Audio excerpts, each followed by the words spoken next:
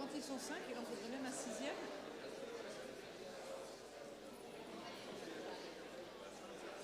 Oui, le 9, on est tout de suite. Et puis c'est Laurent Rigaud.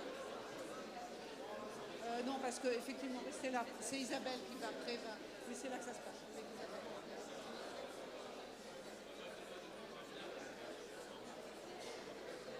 On fait venir personne.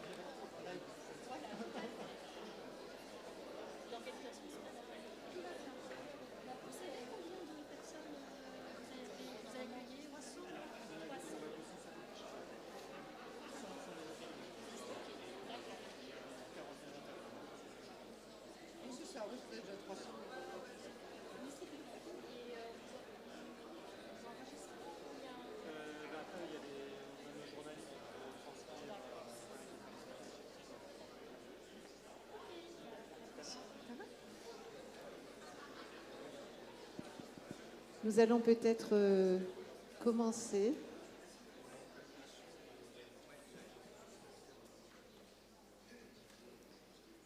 Merci. Je vois que l'hémicycle est bien rempli. Merci. Je pense qu'un certain nombre de personnes viennent de Paris. Donc merci d'avoir fait le déplacement. Et merci à tous ceux qui vivent dans cette belle région que j'adore, puisque c'est aussi ma région, même si je l'ai quittée quand j'avais 7 ans, malheureusement. Mais j'y retournerai un jour, je pense.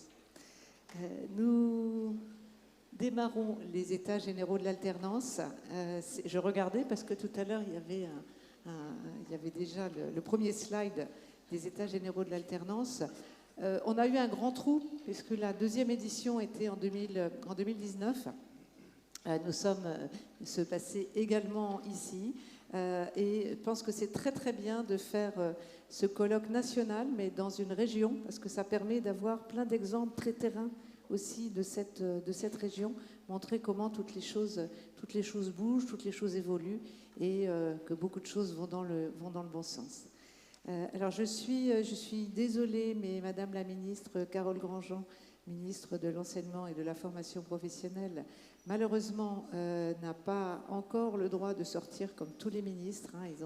Leurs déplacements ont été interdits, donc elle a attendu jusqu'au dernier moment, mais on a été prévenus hier soir. Et puis Monsieur Xavier Bertrand aussi a un empêchement très tard hier soir. Je pense aussi que les événements depuis une semaine qui ont parfois été assez tragiques aussi dans votre région sont responsables de ces 2 défections. Ils s'en excusent évidemment totalement, mais ils vont être représentés par Laurent Rigaud de la région et puis Bruno Lucas, qui est le délégué général de la DGEFP. Alors, j'étais ravie également que nous fassions ce colloque dans cette région, puisque Xavier Bertrand a toujours cru que l'apprentissage et l'alternance étaient l'une des meilleures clés pour atteindre le plein emploi. Et en cela, je remercie ma région. C'est le meilleur moyen aussi d'insertion et pour la meilleure insertion de la jeunesse également, ce plein emploi que nous appelons de nos voeux. Le succès de la réforme 2018, ben, il est là. La dernière fois que nous avions fait ce colloque, c'était le tout début, en 2019, début 2019, c'était le tout début de cette réforme. Allait-elle réussir? Ben, cette réforme, oui, je pense qu'on peut tout dire, que la réforme, quantitativement, a formidablement bien réussi. C'est pas seulement une réforme quantitative. Les aides de l'État ont beaucoup aidé. C'est aussi un changement de paradigme complet, puisque maintenant, dans toutes les couches sociales, dans tous les niveaux d'études ou presque, l'apprentissage est maintenant l'une des voies d'excellence. Ce que ici nous avions appelé de nos voeux en 2019, mais ça y est, maintenant c'est bon. Il y a encore, on a la quantité, avons-nous la quantité? Donc c'est un des sujets, la qualité. Avons-nous cette qualité? Nous allons en discuter aujourd'hui. Nous allons aussi voir un certain nombre d'autres points. Le financement de l'apprentissage, l'orientation des métiers, parce que c'est pareil, l'orientation des métiers, l'attractivité des métiers, nous ne pourrons pas l'atteindre atteindre le Pôle emploi si on n'y arrive pas. Et puis la voie professionnelle qui est restée un peu à la traîne, qui est le sujet majeur de Carole Grandjean. Nous aurions bien aimé qu'elle puisse s'exprimer sur ce sujet aujourd'hui, mais nous aurons d'autres occasions, et Bruno Leca, et puis aussi cet après-midi dans les ateliers, pour parler de ce sujet qui a quand même bien avancé. Je pense qu'il y a quand même une bonne partie de cette réforme qui est maintenant enclenchée. Et bon, ce matin, ce colloque très lourd, et puis cet après-midi des ateliers très techniques auxquels je pense vous participerez à peu près tous. Je remercie tous les intervenants, je remercie également l'équipe d'AEF. Je remercie tous les participants, entreprises, OF, CFA, membres de collectivités, proviseurs aussi. Personnel de l'éducation nationale, je vous remercie une fois encore de participer à cette belle journée qui va être bien dense. Et à tout à l'heure.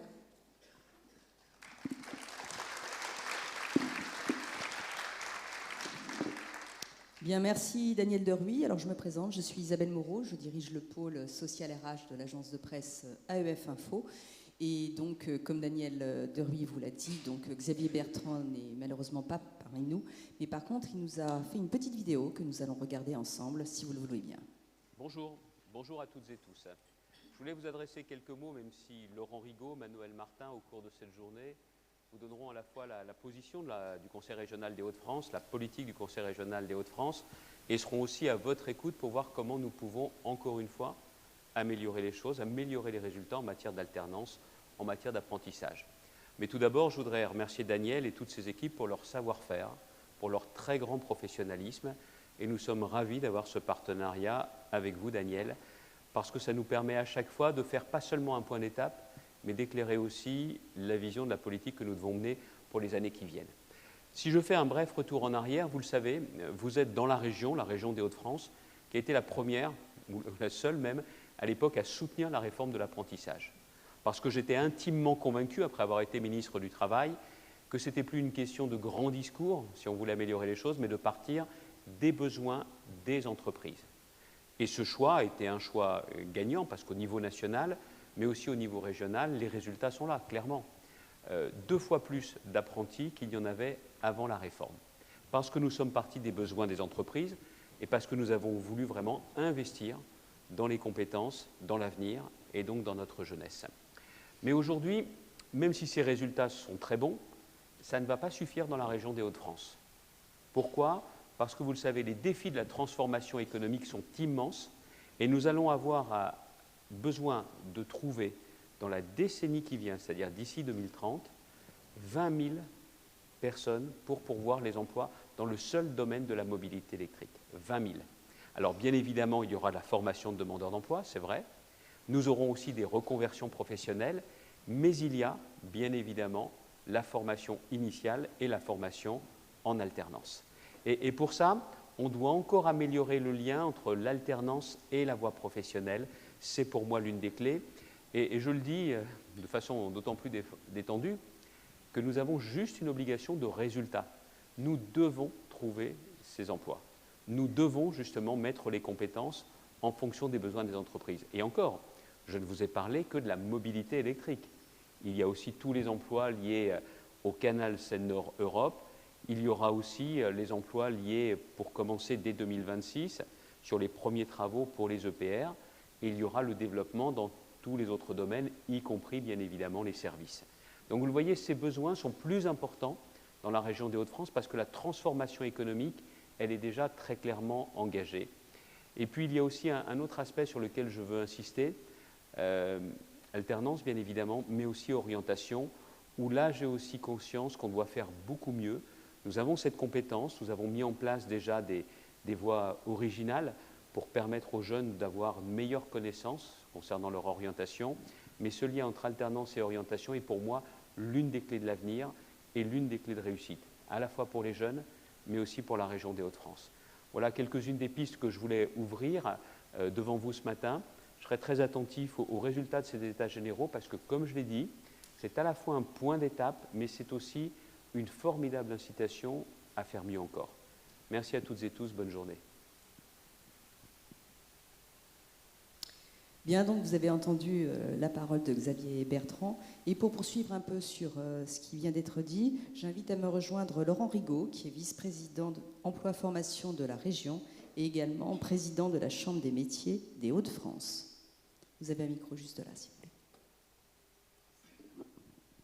Bien, bonjour Monsieur Lem. Alors je vous souhaite la bienvenue dans une très belle région, je ne vais pas dire la plus belle, mais une des plus belles régions de France. Je ne vais pas reprendre tout ce que le président Xavier Bertrand a dit, mais on partage tous l'idée que l'alternance est une voie d'excellence. On y est arrivé. L'alternance est une voie d'excellence. Alors dans la région, mais comme ailleurs, on a beaucoup de défis à relever. D'abord, on a un développement économique qui est assez exceptionnel. Le président Xavier Bertrand l'a dit, avec le développement de l'industrie et de ces grandes entreprises, mais pas que, puisqu'en cascade, on aura un développement économique de la plus grosse à la plus petite entreprise, et on aura à répondre à tous ces défis qui sont de répondre à l'emploi pour ces entreprises, et puis à répondre à tous ces demandeurs d'emploi. Et quand on parle d'alternance, eh bien, il y aura quelques sujets lors de ces tables rondes. D'abord, peut-être l'attractivité des métiers. Il y a un moment, il faut trouver de savoir comment on va faire. Je pense qu'on doit passer beaucoup plus de temps à informer. Avant de parler d'orientation, il faut informer les jeunes, puisqu'on a régulièrement les jeunes qui ont un parcours et on ne leur a jamais parlé de métier. On leur parle de culture, on ne leur parle pas de métier. Pas assez. Quand je rencontre des lycéens et que je leur parle de certains métiers, ils ne les connaissent même pas. Et donc je pense que l'information est primordiale avant d'attaquer l'orientation. Ensuite, voie professionnelle, alternance. Est-ce qu'il y a de la concurrence? Est-ce qu'il faut de la concurrence? Je ne pense pas. Ça doit être lié et on doit faire en sorte que les passerelles soient bien utilisées. Ensuite, on va aussi parler des financements, de l'apprentissage, de l'alternance. Il y a un sujet là-dessus. Est-ce que ça a un coût ou c'est un investissement? Bien sûr, ça coûte. Mais est-ce que c'est de l'investissement ou si on regarde seulement le coût? Moi, je suis persuadé que c'est un investissement pour demain. Quand on forme bien, eh bien, il y a beaucoup moins de personnes qui, à la fin du compte, restent sans emploi. Et donc, c'est un investissement pour demain. Et ensuite, on l'a dit, en quantité, on a doublé dans la région le nombre d'apprentis. Je pense qu'on peut faire beaucoup plus. J'ai une autre casquette. Je suis président de la Chambre de métiers. En offre. Là, aujourd'hui, ce matin, j'ai regardé, on a 3600 offres d'emploi, c'est-à-dire qu'il y a un contrat derrière. Hein, l'apprentissage, c'est un contrat de travail, on en a 3600. Bon, ça fait aussi partie des questions qu'on doit se poser. Est-ce qu'on ne doit pas revenir au départ, mieux informer, mieux orienter, pour bien former et pour, à la fin du compte, avoir des parcours dans l'alternance qui soient remarquables. En tout cas, Xavier Bertrand l'a dit, et avec mes collègues Arnaud Decagny et puis Manuel Martin, qui portent le lycée et l'apprentissage, on est engagé à 200% avec l'ensemble des élus de la région pour faire en sorte que demain, l'alternance, dans la région, on y croit, mais vous verrez qu'on mettra le paquet pour qu'en dehors d'afficher une quantité, eh bien, on soit dans l'excellence. C'est une voie d'excellence et c'est ce qu'on fera dans la région. Je vous souhaite une très bonne journée et des très, très bonnes tables rondes. Merci beaucoup. Je vais maintenant passer la parole à Bruno Lucas, qui a la lourde tâche de prendre la parole à la place de Carole Grandjean. C'est à vous. Merci beaucoup et avec beaucoup d'humilité. Je veux d'ailleurs commencer par vous transmettre ces salutations. Elle regrette vraiment de ne pas être là et elle sera évidemment très attentive aux conclusions de vos travaux. Donc je vais dire quelques mots en son nom. D'abord pour me féliciter que ces états généraux se tiennent. C'était une perspective dont sur laquelle Daniel est resté combatif et je crois que c'est important parce que des états généraux, c'est une double opportunité. C'est l'opportunité de revenir sur ce qui a été réalisé, de voir le chemin qui a été parcouru, et puis c'est aussi l'opportunité de se projeter, de voir quelles peuvent être les perspectives. Donc se retourner sur ce qui a été réalisé, c'est évidemment d'abord des résultats quantitatifs, mais derrière ces volumes, les 830 000 apprentis en 2022, et en 2023 nous espérons bien faire beaucoup mieux, il y a des réalités concrètes sur tous les territoires, des jeunes, des entreprises, vous l'avez très bien dit, monsieur le vice-président, qui ont pu engager et s'emparer de cet outil qu'est l'alternance. Si on se retourne sur ces quelques années, c'est aussi la manière que je veux saluer dont les acteurs se sont emparés de leur rôle tel qu'il a été dessiné par la loi du 5 septembre. Les branches professionnelles, les partenaires sociaux, leurs opérateurs de compétences qui se sont emparés avec résolution de leurs tâches en matière de promotion, en matière de conseil, notamment auprès des petites entreprises, et aussi en matière de gestion, parce que doubler le nombre de contrats d'apprentissage, ça veut dire aussi beaucoup de travail concret pour gérer, pour que les choses soient le plus fluides possible, en partenariat avec les CFA. Donc je veux déjà saluer ça. Je veux aussi saluer la manière dont l'offre de formation en alternance, en apprentissage, s'est aussi emparée des opportunités tracées par la loi, qui était une loi finalement d'ouverture, de flexibilisation, avec le doublement du nombre de CFA et puis un travail considérable, je crois, qui a été réalisé sur les modèles pédagogiques. Et je veux enfin, évidemment, saluer le partenariat avec les régions, au premier chef avec la région Hauts-de-France. Le président l'a rappelé tout à l'heure, qui dès le début croyait, et vous l'avez rappelé, monsieur le vice-président, aux perspectives de cette réforme. Et d'ailleurs, le fait que ces états généraux se tiennent dans cet hémicycle, je crois, est un beau symbole avec l'ensemble de l'écosystème de l'apprentissage présent de ce partenariat. Il y a aussi des perspectives et beaucoup de travail. Une perspective claire, qui est celle qui a été tracée par le président de la République, par le gouvernement, qui est de poursuivre l'effort et d'aller vers l'objectif d'1 million d'apprentis à la fin du quinquennat pour réellement ancrer définitivement cette forme particulière de formation initiale dans notre pays. Et puis, quelques enjeux qui peuvent être assez complexes, que vous allez travailler aujourd'hui. Monsieur le vice-président, vous en avez parlé, il y a la question de l'attractivité des métiers, donner de la couleur, de l'intimité, de la compréhension de ce que sont les métiers et leurs perspectives à notre jeunesse. Il y aura de beaux exemples qui seront échangés tout à l'heure, notamment, je crois, en matière d'industrie, ce qui a été fait par l'ensemble des branches de l'industrie avec leur opérateur de compétences, avec la campagne avec l'industrie. Je pense qu'il est un bel exemple de ce qu'on peut réaliser. Il y a aussi l'enjeu de poursuivre l'effort en ce qui concerne les premiers niveaux de qualification. On a profondément beaucoup progressé en matière d'apprentissage globalement, y compris sur les premiers niveaux de qualification, mais il faut aller encore plus loin parce qu'il faut élargir les viviers, il faut aller chercher ces jeunes, il faut les convaincre, il faut convaincre les familles, il faut les préparer parce qu'il y a des besoins dans les entreprises et parce que pour ces jeunes, ce sont de belles perspectives de développement. Il y a l'enjeu de la qualité qui a été évoqué aussi, qui est évidemment très importante pour donner une réalité à la pédagogie particulière de l'alternance, pour travailler sur les conditions dans lesquelles le dialogue se fait entre ce qui se passe dans le CFA et ce qui se passe dans l'entreprise, entre le maître d'apprentissage et les formateurs, et la manière dont on prépare les jeunes pour travailler sur le fait que les taux de rupture soient les plus bas possibles et que la formation soit la plus efficace possible. Il y a l'enjeu financier, on en parlera tout à l'heure, pour soutenir de manière pérenne ce dispositif qui donne des résultats. Voilà, ce sont toutes ces questions qui ne sont pas simples et que vous allez travailler aujourd'hui. Alors, il y aura des discussions.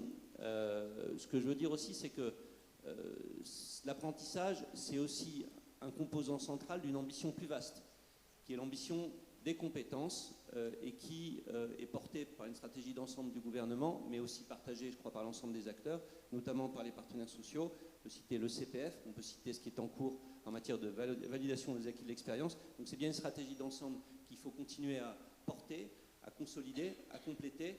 Et je crois que le gouvernement, M. Dussopt, Mme Grandjean, sont aussi très attentifs à ce qui va s'engager maintenant dans le cadre de l'agenda social porté par les partenaires sociaux, notamment en ce qui concerne la réflexion qu'ils souhaitent, je le comprends, engager en matière de parcours professionnel et de reconversion professionnelle, qui correspond aussi à une préoccupation du gouvernement. Voilà, donc on a encore beaucoup de travail devant nous, mais on a la chance de pouvoir s'appuyer sur de solides acquis. Très bonne journée à tous.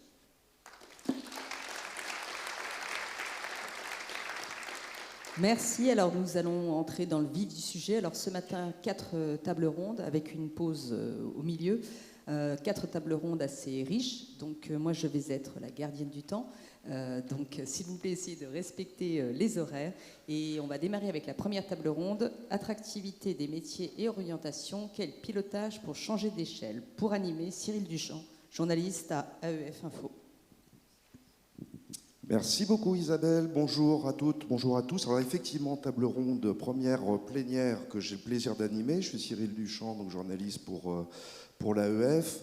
Comme vient de le dire Isabelle Moreau, des plénières et des ateliers cet après-midi qui promettent d'être extrêmement riches en informations, à la fois techniques, je reprends le terme de Daniel Duruy, et puis sur les échanges avec vous. Pour cette plénière dédié à la question de l'orientation, nous allons parler de la promotion des métiers, de l'attractivité des métiers, et également évidemment des moyens de promouvoir la voie de l'alternance, et puis peut-être et surtout discuter des moyens dont les acteurs s'emparent pour se mobiliser à l'échelle des territoires, et puis au niveau national, et comprendre comment on peut peut-être gagner en efficience au niveau des politiques mises en place, des dispositifs qui sont à disposition, au service des jeunes. Pour en parler avec moi, j'ai le plaisir d'appeler sur scène Valérie Cabuil, qui est rectrice de la région académique Hauts-de-France, Manoëlle Martin, vice-présidente en charge de l'éducation des lycées et de l'orientation à la région Hauts-de-France, et Stéphanie Lagal-Baranès, directrice générale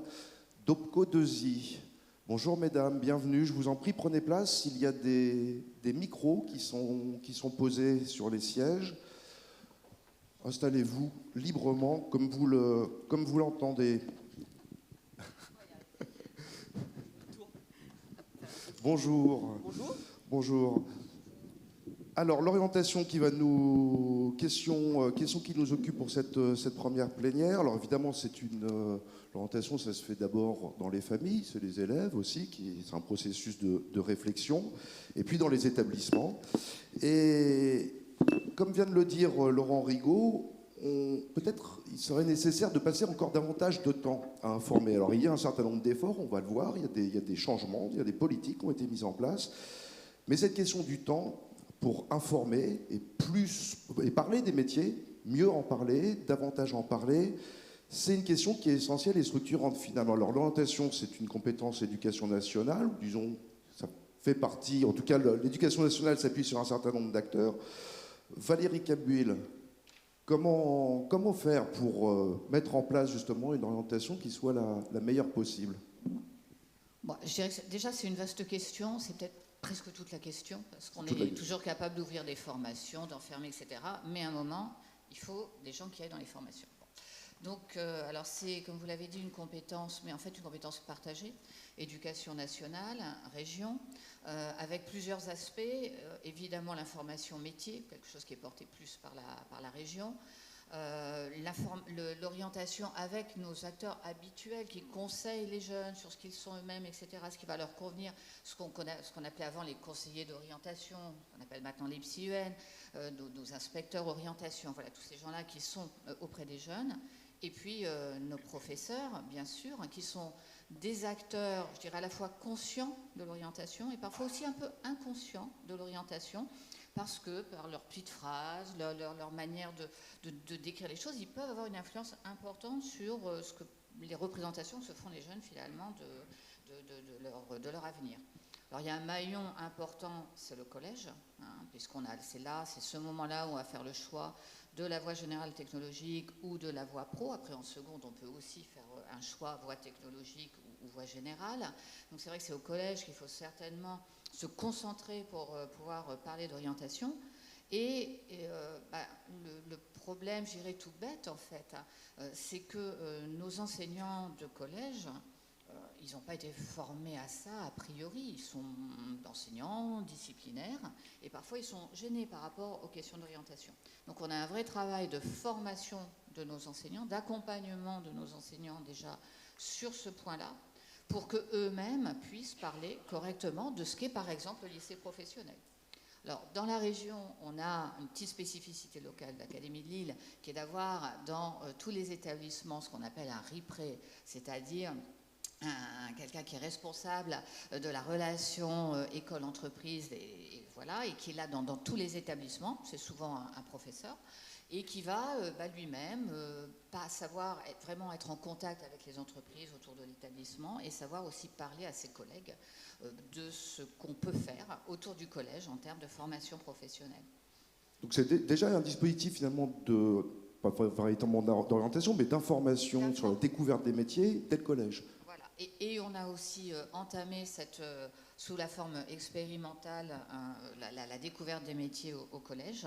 Et on a une centaine d'établissements qui sont déjà engagés dans cela. Et c'est vraiment très important à ce moment-là, en fait, de savoir parler aux jeunes et aux familles.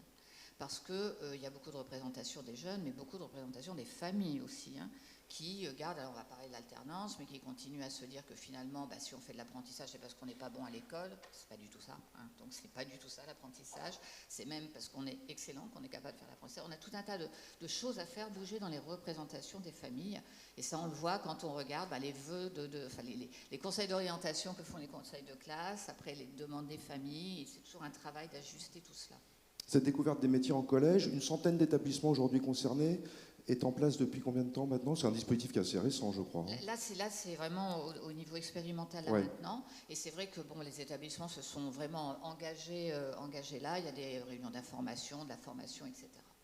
Très bien. Manuel Martin, Valérie Cabul vient d'insister sur le fait que finalement l'orientation, l'attractivité, l'information métier, c'est une question de partenariat entre acteurs à l'échelle du territoire.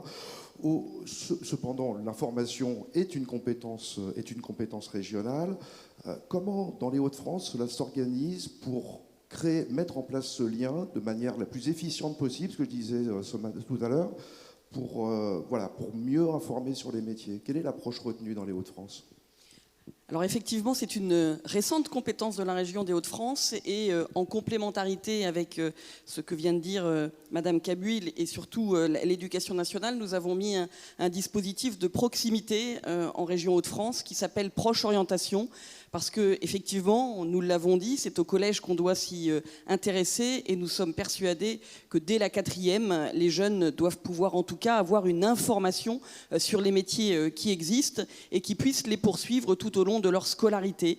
Donc c'est un site qui s'appelle Proche Orientation qui permet à des ambassadeurs de métiers de venir s'inscrire pour pouvoir parler de leur métier, enfin ceux qui souhaitent parler de leur métier, s'inscrire. Ils précisent évidemment le métier sur lequel ils veulent parler et surtout une notion qui n'est pas négligeable, c'est le nombre de kilomètres qu'ils sont prêts à faire et on espère qu'ils sont prêts à en faire le moins possible parce qu'on est persuadé que c'est plus facile pour un jeune de comprendre un métier quand il connaît l'entreprise ou quand il connaît en tout cas son interlocuteur par rapport à la commune voisine parce que l'entreprise ou parce que la personne travaille à côté.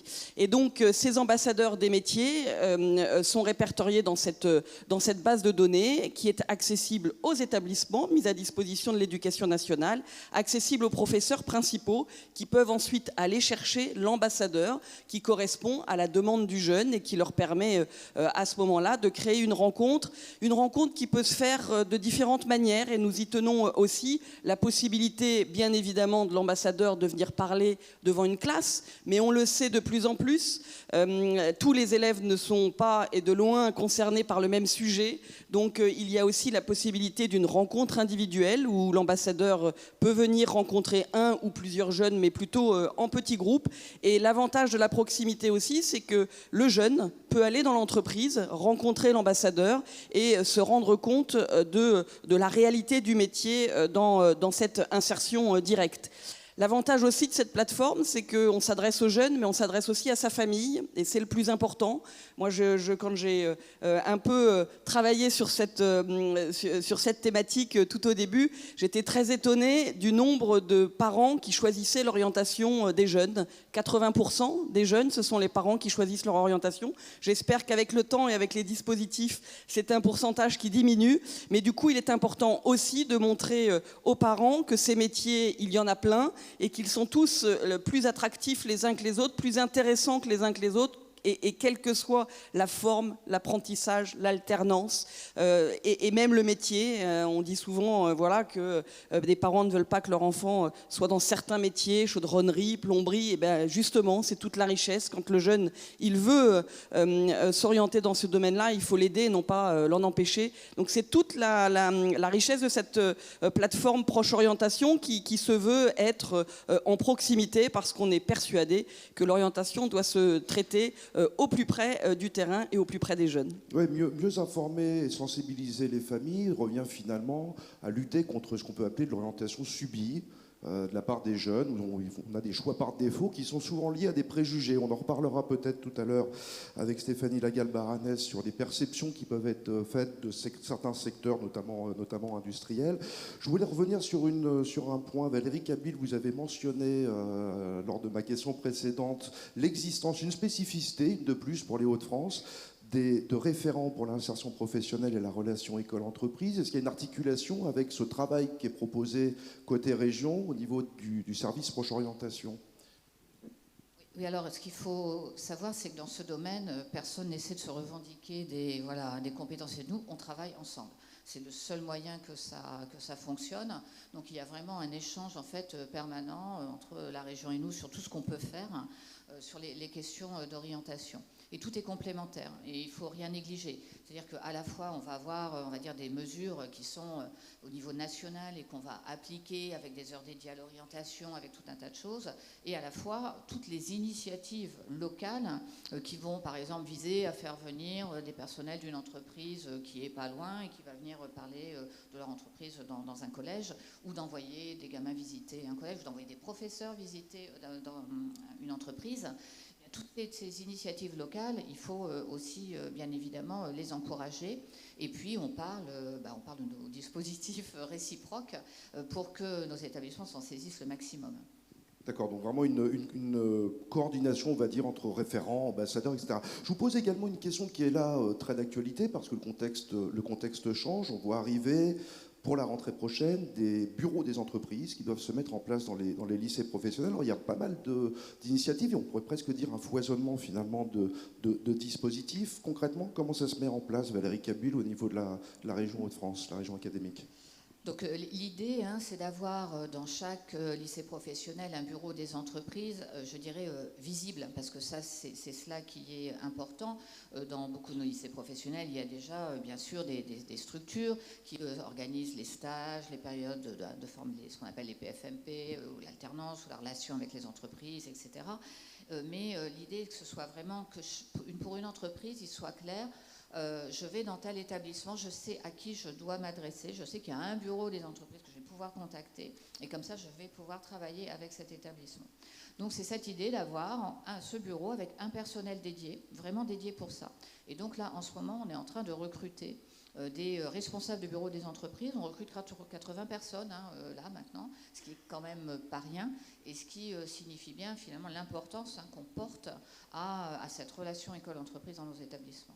C'est tout nouveau. La mesure vient de paraître au bulletin officiel du 25 mai dernier, pour être précis. Question dans le même registre, Valérie Kabyl, pour bien comprendre ces cohérences de dispositifs. Quels sont les liens, qui vont être mis en place ou qui se mettent en place avec ce qui existe déjà? Je pense au campus des métiers qualification, au lycée des métiers, également des entités historiques comme les GRETA ou les comités locaux, école, entreprise. Enfin, on a pas mal de choses quand même. Il y a pas mal de dispositifs qui existent, qui sont à actionner. Alors, il y a beaucoup de choses et aucun n'a exactement le même objectif finalement. Lycée des métiers, c'était un label. Bon, un label qui a été très important à une époque, qui a permis au lycée professionnel de porter une marque, et c'était quelque chose déjà de très bien. Les campus des métiers et des qualifications, c'est plus un réseau autour d'une filière dans un territoire donné. C'est quelque chose qu'on porte aussi État-région. Et là, ça permet de donner une lisibilité à la filière, ce qui est quand même très important, de coordonner les acteurs du monde industriel et les acteurs de l'éducation et travailler sur les parcours des élèves. Ce qui, ça aussi, est très important. Hein. Je rentre en CAP, comment j'arrive pour finir jusqu'à une licence pro, par exemple. Vous avez parlé des clés aussi, hein, donc de ces comités locaux. Oui, alors là, c'est des structures qui sont au niveau des bassins. Alors les bassins de formation, c'est en dessous du département. Ça correspond un peu à une zone d'emploi. Ça s'identifie un petit peu à ça. C'est la même échelle. Et on a donc ces comités locaux écoles-entreprises avec des animateurs. Et c'est eux qui animent aussi le réseau de nos RIPRE, là, donc qui animent un peu cette information autour de la relation école-entreprise. Alors, je ne sais plus, vous avez parlé encore de quoi? Vous avez encore parlé de plein de choses. Oui, il y a pas mal de choses. Les Greta. Alors, les Greta, oui. c'est un peu autre chose puisqu'on est là sur la formation continue, mais ça rappelle que, en fait, et là, de façon un peu corporate, je vais dire, l'éducation nationale est opérateur des 3 voies de formation. Hein. Initiale par voie scolaire, initiale par apprentissage et formation continue. Ça se traduit par quoi? L'utilisation de plateaux techniques en commun, évidemment, aussi un savoir-faire et des relations école-entreprise qui marchent pour finalement les 3 voies de formation. Et donc les Greta sont porteurs de ça et sont implantés dans des lycées, hein, donc on a une étroite relation. En fait, tout est cohérent. Il faut le mettre en musique, mais tout vise à la même chose, c'est-à-dire qu'à l'échelle locale, avoir un tissu partenarial fort. On a aussi des clubs, comme le comité Grand Artois, qui sont des clubs finalement entreprises, chefs d'entreprise, chefs d'établissement. Et c'est toujours cette logique un peu qu'autour de soi déjà, il faut qu'on se coordonne autour de filières, autour d'endroits, et que tous les acteurs se coordonnent au mieux. Et tout le monde tire dans la même direction, en fait. Oui, tout à fait. Alors cette coordination, évidemment, elle passe aussi évidemment par la mobilisation des acteurs économiques. Manuel Martin, au niveau de la région, comme dit Valérie Cabuil, pour mettre en musique un peu toute cette mobilisation des acteurs et avoir les dispositifs les plus efficaces, comment mobilisez-vous les acteurs économiques? Comment parvenez-vous à apporter de la cohérence, un cadre, on va dire, aux actions qui sont mises en place? Je voudrais d'abord préciser qu'on travaille bien en complémentarité avec l'éducation nationale et pas en concurrence. On a cette chance-là dans l'académie, en tout cas dans les 2 académies de la région des Hauts-de-France, de bien travailler avec l'éducation nationale dans le seul et unique intérêt de nos jeunes et de leur orientation. Pour ce qui est du monde professionnel, on a travaillé d'ailleurs en tripartite avec les branches professionnelles. Nous avons, il y a quelques années, rédigé un protocole d'action où nous avons ciblé d'ailleurs les métiers parce que au-delà de pouvoir informer et d'orienter, il vaut mieux quand même orienter les jeunes là où il y a de l'emploi. C'est quand même mieux.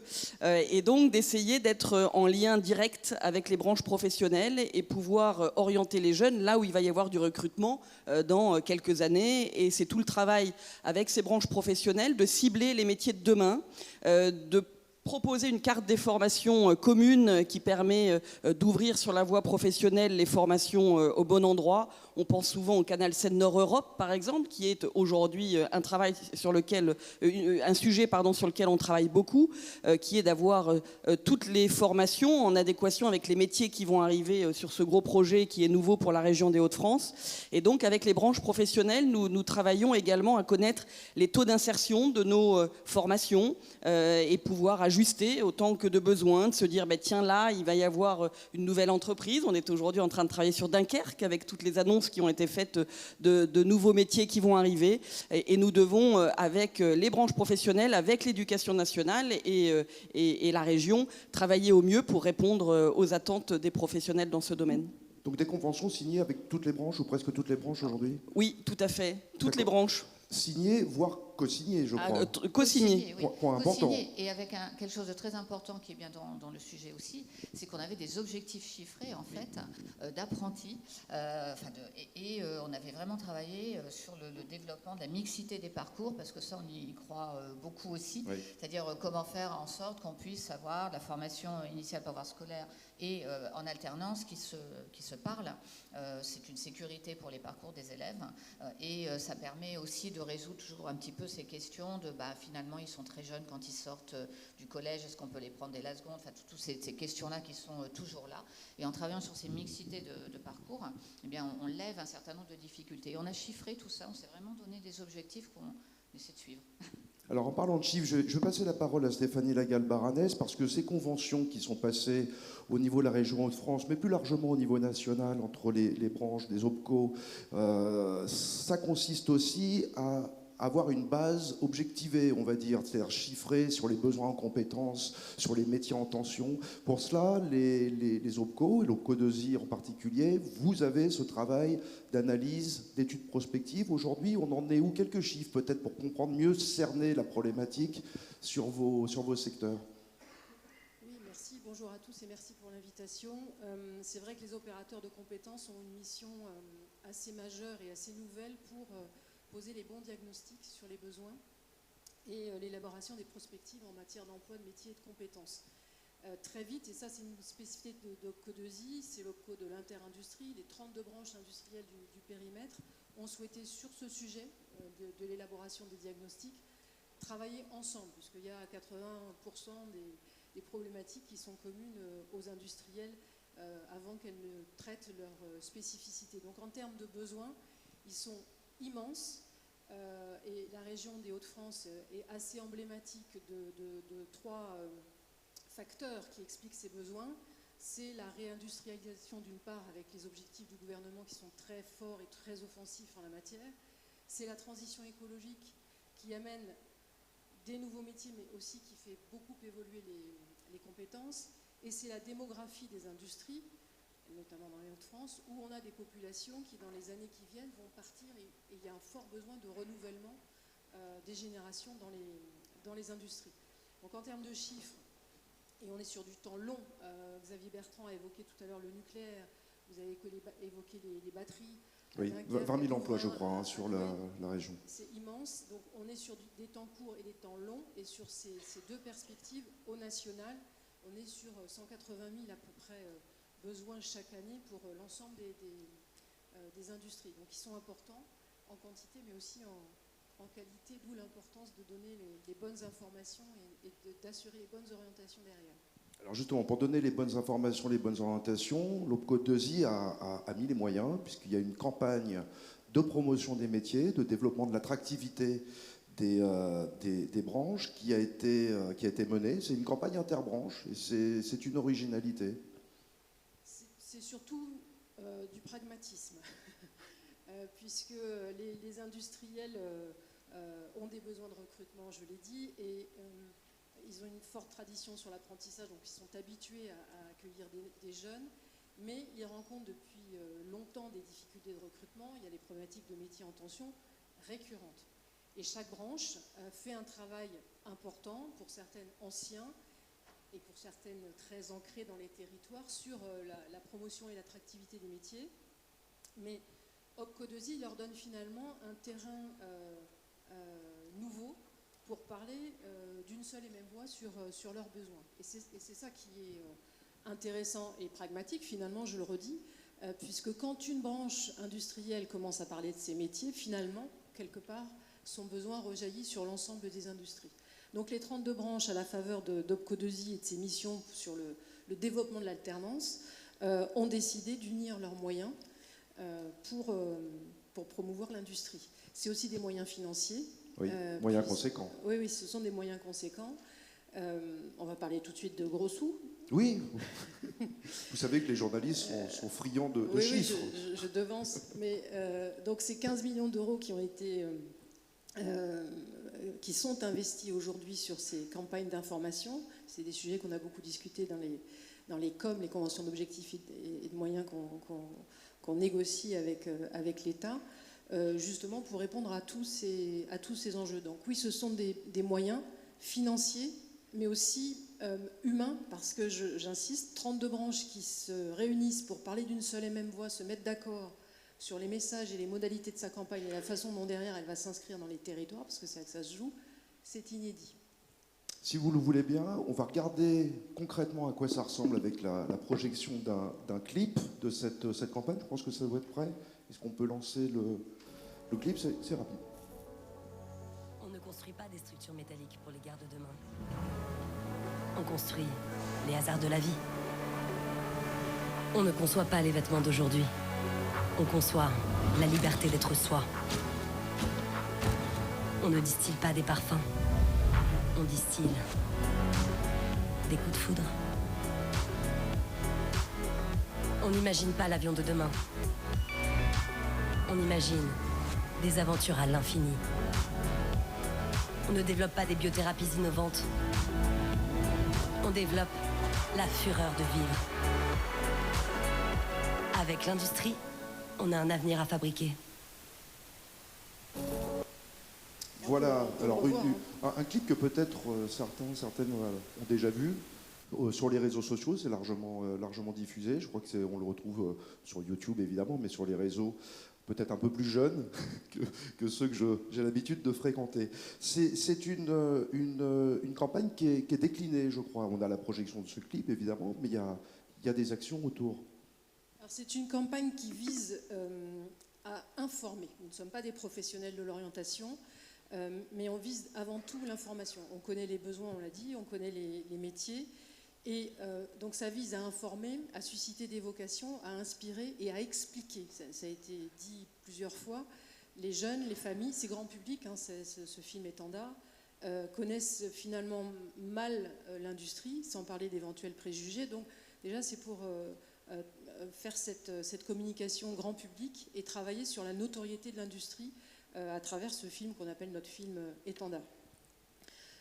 C'est un film qui joue sur une force émotionnelle dans laquelle tous les industriels se retrouvent. Et c'était important pour nous aussi parce qu'en cascade, ça déclenche aussi des envies de parler de soi. On a parfois et je pense que dans les territoires, vous trouvez parfois que les entreprises n'ouvrent pas suffisamment leurs portes. On se rend compte avec ce film que ça donne aussi envie finalement aux industriels de davantage parler d'eux-mêmes et de leurs besoins, c'est important. Ça a été décliné sur les réseaux sociaux, à la télévision, dans les cinémas, et puis il y a toute la batterie classique qui est déroulée, les affiches et toute une série d'outils de communication autour de cette campagne. Il y a eu un temps fort au mois de mars pour le lancement, avant la saison, si je puis dire, des salons et des journées portes ouvertes derrière, puisque l'objectif, c'est de travailler sur l'information au grand public, accentuer la notoriété de l'industrie pour quand les jeunes et leurs familles, je vous rejoins, sur les salons, on voit les familles qui disent aux jeunes « va pas là, va par là ». Donc pour donner envie aux familles d'aller sur les stands industriels, on a précédé la saison des salons par la diffusion du film. On va refaire la même chose à la rentrée. Vous allez revoir ce film, avant notamment la semaine de l'industrie qui se tient au mois de novembre. Donc le but, c'est d'avoir une marque ombrelle qui abrite toutes les branches industrielles.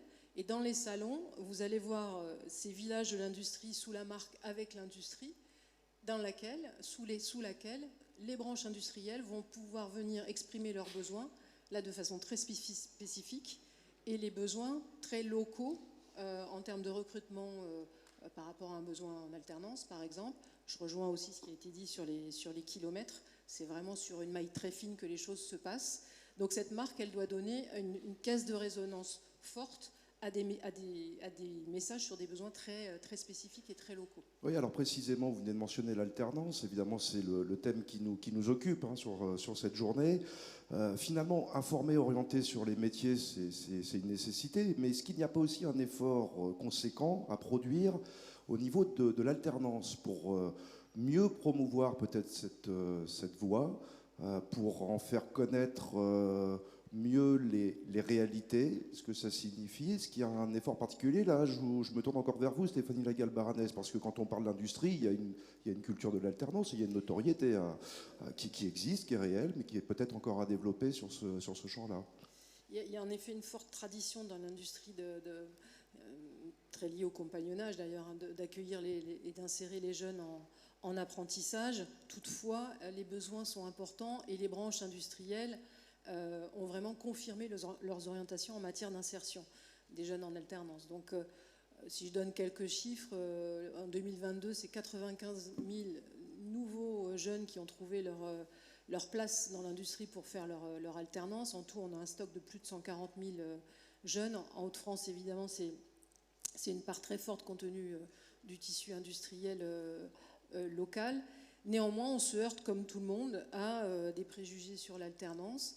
La croissance de l'alternance aussi dans le supérieur, parce que c'est ce qu'on a vu dans ces derniers mois, l'alternance s'est développée beaucoup dans le supérieur, participe de l'amélioration de l'image finalement de l'alternance auprès des publics. Parce que quand vous avez des jeunes ingénieurs dans des formations d'excellence qui font un parcours en alternance, eh bien, ça peut rassurer, ça contribue à rassurer des personnes qui verraient encore l'alternance comme quelque chose comme une orientation par défaut.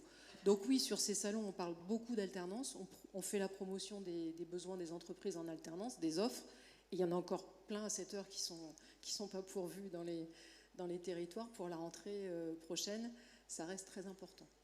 Valérie Kabul, oui, peut-être un mot. Alors, il y aura une table ronde qui va suivre sur le lien ou peut-être la mise en concurrence entre les voies professionnelles et l'alternance, mais allez-y, je vous en prie. Allez, je vais vous embêter parce que je vais casser votre rythme en fait. Déjà, très bien, je voudrais faire un petit j'adore commentaire sur le film précédent, qui est très beau, effectivement, qui nous touche, nous, tous ceux-là. Mais je me dis que pour parler à nos jeunes que je vois dans nos collèges, il faut parfois qu'on ait des films ou des choses plus simplistes peut-être. C'est pas gentil de dire ça, mais voilà. Et je pense qu'on a un problème quand même de communication et de savoir, et là c'est vis-à-vis des entreprises que je m'exprime, de savoir finalement parler de même à des jeunes qui n'ont pas quand même tous nos codes, toutes nos envies, toutes nos représentations. Alors on a fait aussi toute une campagne de films ici dans la région avec on a une autre spécificité dans cette région, encore une. Oui, il y a beaucoup de spécificités. Ben ouais, beaucoup. C'est une région attachante. Vous aviez raison de venir. On a un délégué aux emplois à pourvoir qui est missionné par le président de région, par le préfet de région. Ils ont eu la gentillesse de me laisser signer aussi la lettre de mission. Mais c'est tout un signe. Et il avait conçu tout un nombre de films justement dans nos lycées professionnels, très très courts, mais qui étaient justement avec cette idée d'attirer les jeunes. Donc en fait, je pense qu'il faut qu'on fasse quand même très attention à nos outils de communication qui, parfois, je pense, on est encore un peu loin de... Bon, alors c'est pas du tout la réponse à votre question, donc j'aborde la réponse à votre question. Bien, vous avez raison. Pour la question de l'alternance, je pense que voilà, j'allais dire la même chose que vous, à savoir le fait que l'alternance, et ce soit beaucoup développé dans l'enseignement supérieur, a vraiment beaucoup joué. Donc oui, il faut savoir parler d'alternance autrement que comme ça, tu vas gagner de l'argent en plus, même si ce sujet est crucial pour un certain nombre de jeunes. Il faut qu'on fasse attention à quelque chose, c'est que maintenant, même si on a conscience que c'est une voie intéressante de formation et qui conduit au même diplôme, il faut toujours le rappeler, un diplôme tout aussi valable que les autres, il y a quand même un certain nombre de difficultés pour nos jeunes à s'engager dans la voie de l'alternance. Et on le voit au taux de décrochage, c'est-à-dire tous nos gamins qui sont partis en apprentissage sincère, ça c'est bien, on a un taux d'emploi parfait, mais on a un taux de décrochage également important. Pourquoi ? Parce qu'on a deux lieux en fait, où on n'est pas de la même manière. On est à la fois dans un établissement scolaire, à la fois dans une entreprise. Il faut y aller entre ces deux lieux, ou aller de son domicile à ces deux lieux. Parfois il faut se loger. On a des codes vestimentaires, on a moins de vacances, on a tout un tas de choses qui font qu'il faut aussi préparer nos jeunes, lorsqu'ils vont aller dans la voie d'alternance, à cela. Et je pense que ça peut expliquer parfois qu'on n'arrive pas, alors qu'on a des offres, beaucoup d'offres, qu'on n'arrive pas toujours à les pourvoir parce que oh là là, non mais c'est trop loin, non mais c'est etc. et tout ça. Et ça, il faut qu'on fasse un package global en fait. Quand on veut embaucher un gamin en alternance, il faut peut-être un peu parfois lui mâcher le travail, c'est-à-dire qu'il vient dans l'entreprise, mais il est logé, et puis on se fait attention aux moyens de transport qu'il peut y avoir, et puis on travaille bien avec l'établissement pour lui faciliter sa vie aussi. Tous ces petits points-là comptent en fait. Oui, c'est question de mieux prendre en compte les réalités. Et ça se prépare en amont. Hein. C'est un processus finalement assez long. Manuel Martin, je reviens sur la question plus large finalement de l'attractivité des métiers, le développement de promotion de l'orientation. Comment faire finalement pour passer à l'échelle, c'est-à-dire de parvenir à à passer cette marche qui permet d'aller un peu plus loin. On a parlé de la coordination des acteurs. On voit que dans les Hauts-de-France, il y a quelque chose qui est là, qui est une réalité. Cependant, on a toujours ce besoin qui a été rappelé en introduction, de mieux informer, de davantage parler des métiers. Comment passer à l'échelle ? Il faut aussi travailler sur la promotion des métiers, on l'a dit, chaque branche le fait. Et puis, il y a un formidable événement qui s'appelle les World Skills, qui sont aussi une manière de promouvoir ces métiers. D'abord parce que ce sont des concours à l'échelle régionale, donc ils peuvent, entre jeunes, se comparer. Et puis ensuite, il y a une grande compétition nationale qui met bien souvent en avant des métiers pour lesquels les jeunes ne penseraient pas obligatoirement être capables de réussir. On les reçoit régulièrement ici dans cet hémicycle après leurs résultats, et on se rend compte qu'on a beaucoup de champions et de France et régionaux, et on se rend compte aussi qu'il y en a certains qui n'imaginaient pas une seconde. Je me rappelle dans les réseaux informatiques par exemple, un jeune qui nous expliquait qu'il n'avait pas imaginé une seconde pouvoir être terminer deuxième au niveau national. Je pense qu'il y a aussi la valorisation donc de ces jeunes qui se lancent dans ces branches par alternance, évidemment, mais pas que.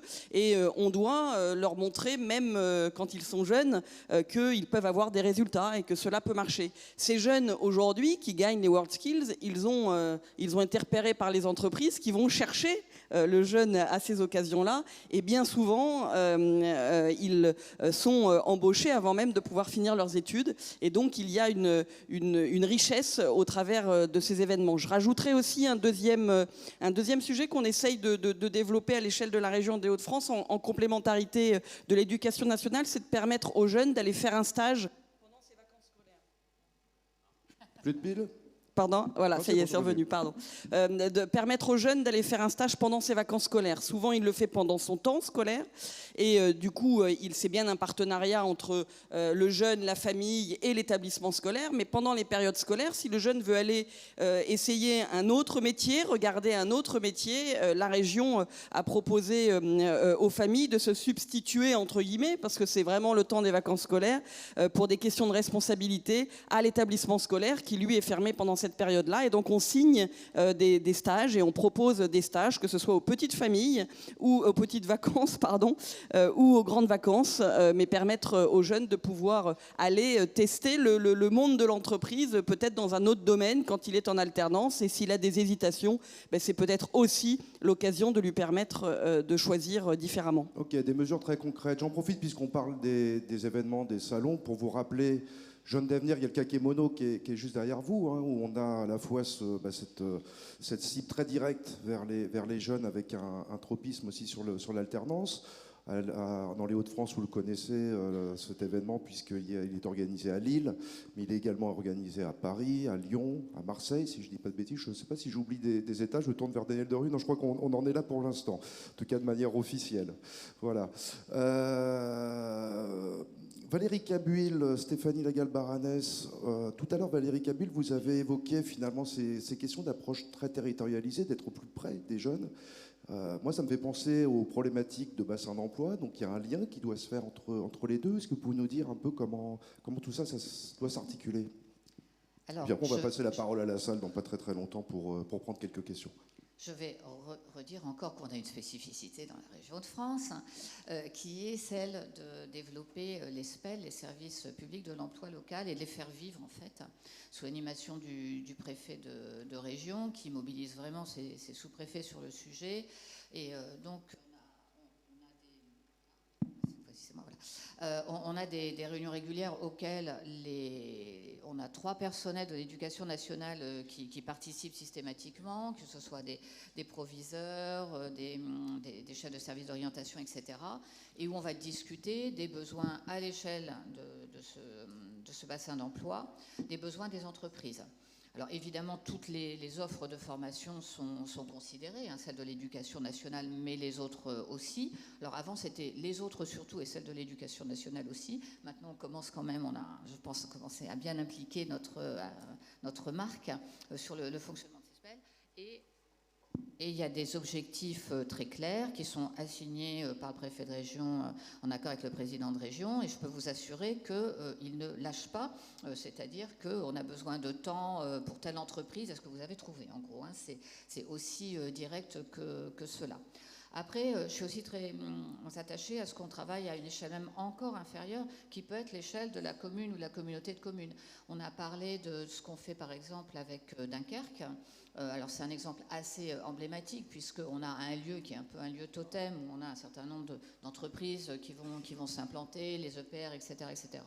Eh bien, on a signé un pacte éducatif avec la ville de Dunkerque où on regarde tout, c'est-à-dire qu'on regarde bien sûr la création d'une offre de formation, mais on regarde aussi tout le travail en amont sur l'orientation, on remonte même jusqu'au premier degré à la cité éducative et à la vie des jeunes, et c'est vraiment une sorte de réflexion globale avec un territoire très précis qui est à mettre en relation avec les besoins de ce territoire très précis. On sait que les jeunes ne sont pas mobiles, donc c'est pour ça qu'il faut qu'on regarde assez... on peut s'en désoler certainement, mais en tout cas c'est une réalité et donc il faut qu'on regarde aussi comment gérer ça à une échelle qui finalement peut se limiter à celle de la commune, de la communauté de communes. Oui, oui. Cette approche très territorialisée, pardon Stéphanie Lagalbaranès, j'imagine que c'est une réalité du côté de l'Ocodesi. Comment vous structurez pour répondre à l'enjeu? Oui, c'est une réalité, parce qu'encore une fois, c'est là que ça se passe. D'ailleurs, je reviens 2 secondes, parce que ma voisine m'a gentiment taclé sur le film. Sur le thème, ça ne parle pas aux jeunes. Je redis que c'est une campagne très large, très vaste. Et là, on vient de voir le film étendard qui vise la notoriété grand public, parce qu'on a des besoins chez les jeunes, mais pas que, chez les demandeurs d'emploi et chez les salariés en reconversion. Je n'ai pas souligné tout ce qui est fait aussi, vous en avez parlé, sur les réseaux sociaux, dont des réseaux, je pense que vous ignorez totalement l'existence.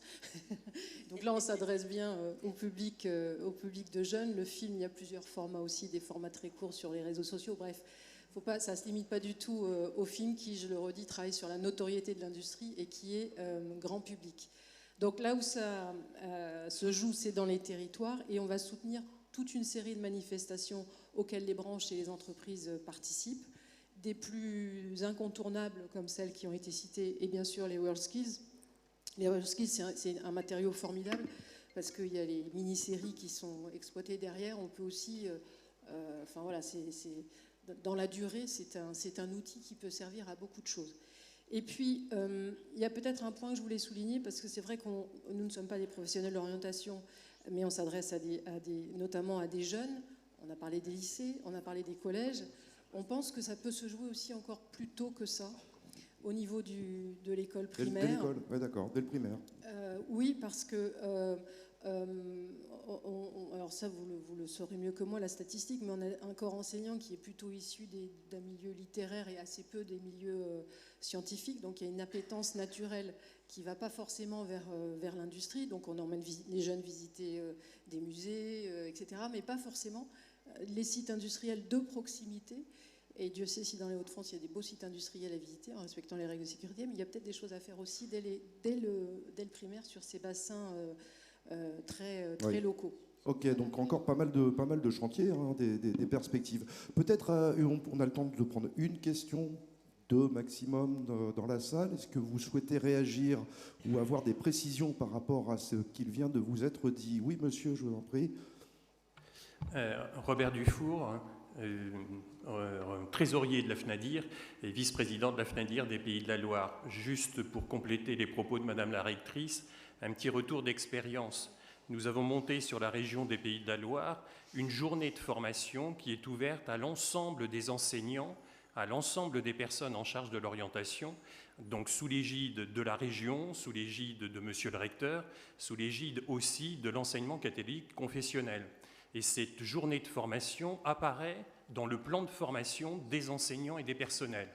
Donc c'est ce que l'on appelle être apprenti aujourd'hui, qui permet en fait à ces enseignants, à ces personnels, de venir sur une journée, la matinée sur un terrain d'apprentissage pour rencontrer un maître d'apprentissage et un apprenti, et l'après-midi de venir dans un CFA pour qu'on explique ce qu'est vraiment l'alternance en apprentissage. Parce que souvent, les mots sont galvaudés, lorsque vous parlez d'alternance, toute la voie professionnelle est en alternance. En lycée professionnel, il y a toujours des moments où on est en cours et des moments où on est sur le terrain. Mais l'alternance dans l'apprentissage, c'est au travers d'un contrat de travail, et donc expliquer tout ce que vous avez dit et la nécessité pour les enseignants qui sont souvent les premiers prescripteurs d'avoir une vision de ce qu'est véritablement l'apprentissage et les contraintes que ça représente, c'est-à-dire à la fois atteindre le premier objectif qui est de préparer et d'obtenir un diplôme, mais aussi le deuxième objectif qui est de remplir les missions confiées par un employeur. Merci monsieur pour ce témoignage qui rappelle la richesse des dispositifs sur les territoires. Je ne vois pas de demande de prise de parole, je ne vais pas en solliciter plus. Puisque nous sommes évidemment pris par le temps, nous aurions pu parler de beaucoup d'autres choses, même voire d'éléments prospectifs comme la mise en place de France Travail pour 2024. On imagine qu'il va y avoir des changements, mais comme pour l'instant on attend quelques précisions sur le périmètre, ça restera à l'état de questions en l'air. Voilà, écoutez, mesdames, je vous remercie beaucoup. Stéphanie Lagalbaranès, merci. Manuel Martin, Valérie Cabuil. Et je vais passer tout de suite la parole à ma collègue Cécile Olivier pour la deuxième plénière. Si Isabelle Moreau, peut-être un mot pour introduire cette deuxième plénière? Non. Alors la plénière, ce sera sur la voie professionnelle et l'alternance. Demain, concurrence ou complémentarité entre les acteurs de la formation. Bienvenue Cécile Olivier, rédactrice en chef chez AEF Info. Je vous laisse appeler les différents intervenants. Bonjour à tous. Alors, j'appelle Monsieur Derken, Madame Navarro, Madame Dubois et Monsieur Garnier, si vous voulez bien me rejoindre. Alors, vous êtes 4, il y a 4 micros, il faudra vous les partager. Et petite précision, quand vous prenez les micros, prenez-les au milieu et peut-être pas tout en bas, c'est ça qui gêne un petit peu. Merci. Un homme, une femme, c'est bien.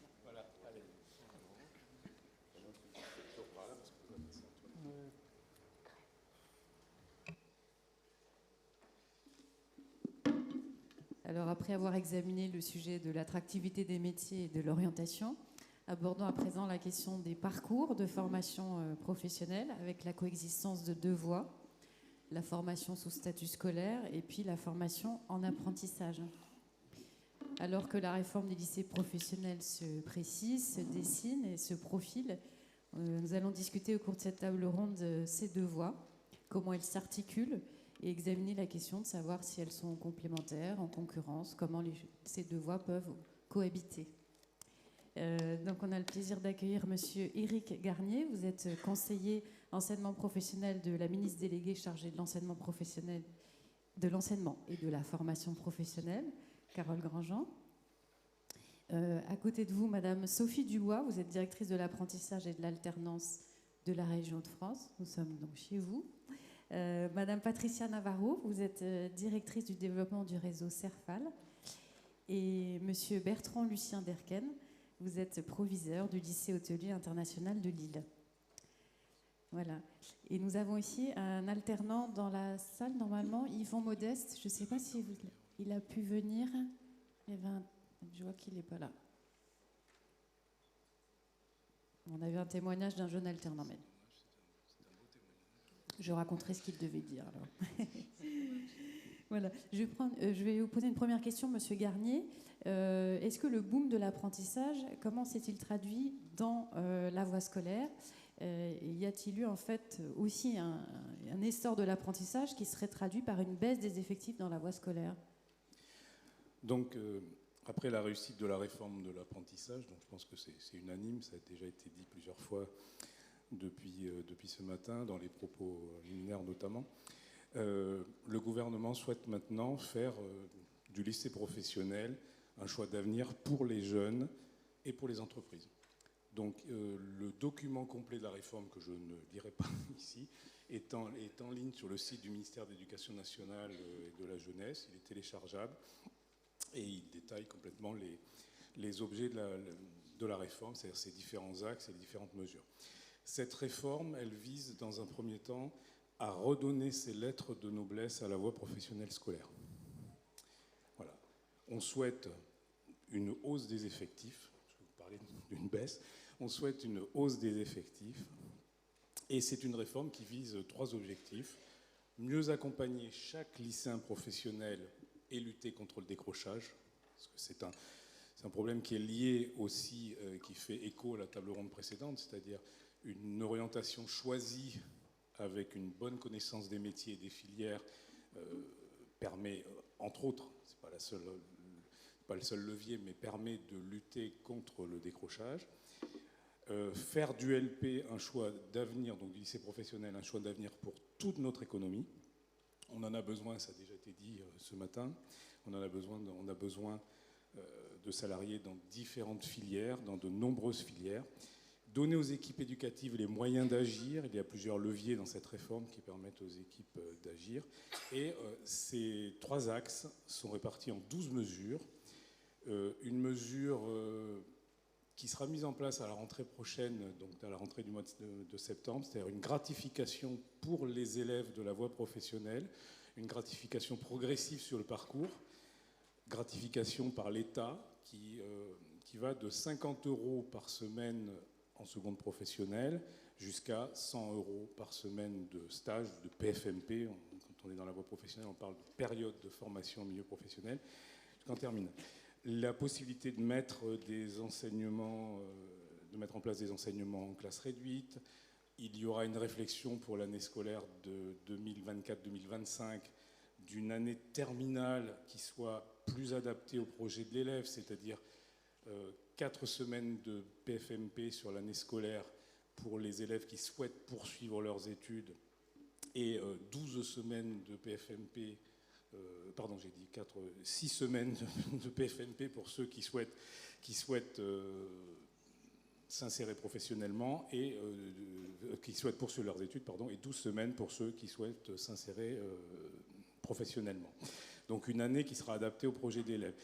L'idée de cette réforme, c'est de faire en sorte de sécuriser le parcours du jeune tout au long, depuis son entrée au lycée professionnel jusqu'à après sa sortie du lycée professionnel, que ce soit pour être dans le cadre pour tous les jeunes qui n'ont pas de solution, c'est-à-dire apporter une solution à tout jeune après le lycée professionnel, s'il n'en a pas, même qu'il soit diplômé ou non, et continuer à poursuivre la sécurisation de son parcours jusqu'à l'enseignement supérieur, notamment en BTS, parce qu'on a aussi un problème de décrochage et de faible taux de réussite des bacheliers professionnels en BTS.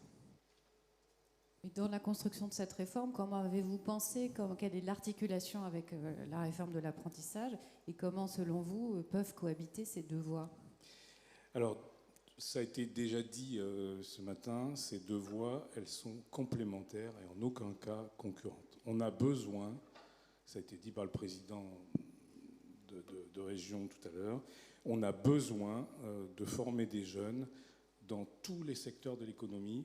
Et la voie professionnelle scolaire vient en complément, donc elle est complémentaire de l'apprentissage. Rappeler, et ça a été aussi évoqué tout à l'heure, les jeunes de la voie scolaire sont plus jeunes dans les formations pré-bac, c'est-à-dire ce qu'on a CAP jusqu'au niveau bac, sont plus jeunes qu'en apprentissage. La moyenne d'âge des CAP première année en apprentissage, environ 50% des CAP première année en apprentissage, tout organisme de formation confondu, ils ont un peu plus de 17 ans, enfin au moins 17 ans. Dans la voie professionnelle scolaire, c'est-à-dire que l'on regarde les CAP ou qu'on regarde les bacs pro sur leurs 3 années, il y a seulement 14% des jeunes de la voie scolaire qui ont 17 ans ou plus. Donc déjà, il y a une notion d'âge. Rappelez que l'école de la République accueille tous les jeunes, quel que soit leur profil, et il n'y a pas de contrat comme il y a dans l'apprentissage, où il y a un contrat de travail entre une entreprise et un jeune. Et certains jeunes sont prêts pour l'apprentissage dès 16 ans, d'autres non. D'autres sont prêts plus tard, d'autres souhaitent poursuivre leurs études, la totalité de leurs études sous la voie scolaire. Et donc la complémentarité des 2 voies, c'est surtout d'offrir à chaque jeune le parcours de formation qui lui correspond le mieux et qui permet de sécuriser son projet. En gros, en résumé, c'est la bonne voie de formation au bon moment. Comment, à la région, Madame Dubois, vous réfléchissez justement à trouver la bonne voie de formation au bon moment? Justement, comment vous appréhendez, comment vous analysez cette cohabitation entre ces deux voies? Alors, d'abord, je voudrais rappeler, alors le président de la région l'a rappelé ce matin, la région Hauts-de-France est pro-apprentissage et pro-alternance, mais c'est aussi une terre de lycées professionnels, puisque le ratio, le nombre d'apprentis par rapport au nombre de lycéens professionnels est différent du national, c'est-à-dire qu'on a un peu moins d'un lycéen professionnel pour un apprenti et un peu plus de 2 lycéens professionnels pour un apprenti au niveau régional, comparativement au niveau national. Donc un maillage territorial important des lycées professionnels, c'est historique. Donc on ne peut pas parler d'alternance sans parler aussi de ce réseau de lycées professionnels. Dire aussi peut-être que les lycées professionnels, pour un certain nombre, connaissent l'apprentissage depuis plus de 20 ans. On parlait à l'époque de sections d'apprentissage, maintenant on parle d'unités de formation d'apprentissage, donc ce n'est pas une découverte, l'apprentissage est connu. Bien évidemment, il y a eu cette explosion finalement de l'apprentissage qui a été fortement soutenue par la région, parce que je le rappelle, la région est restée très volontariste sur, par exemple, les aides aux apprentis et s'est pleinement investie sur ces compétences revisitées par la réforme de 2018. Donc, les lycées professionnels sont des maillons importants du développement de l'alternance. À mon sens, c'est effectivement, je suis tout à fait d'accord, une complémentarité et non pas une concurrence, avec beaucoup d'atouts, beaucoup de points communs. La volonté d'une insertion professionnelle, le travail sur l'attractivité, sur l'image de la formation professionnelle, la sécurisation des parcours, ça c'est un atout important des lycées professionnels. Ils ont les viviers de jeunes au sein des établissements. Ils ont la possibilité en cas de rupture de sécuriser le parcours de formation et plutôt que de parler finalement de parcours et d'enchaînement, ce sont des allers-retours possibles entre les deux voies de formation en fonction aussi des besoins de l'entreprise, bien évidemment, mais aussi du profil du jeune. Avant de parler de cette possibilité de passerelle justement entre ces deux voies de formation, je voulais juste vous demander pour la région comment, donc vous êtes responsable de la carte des formations en lien avec l'éducation nationale, mais comment appréhendez-vous ce dossier de la carte des formations au regard de ce besoin de complémentarité justement?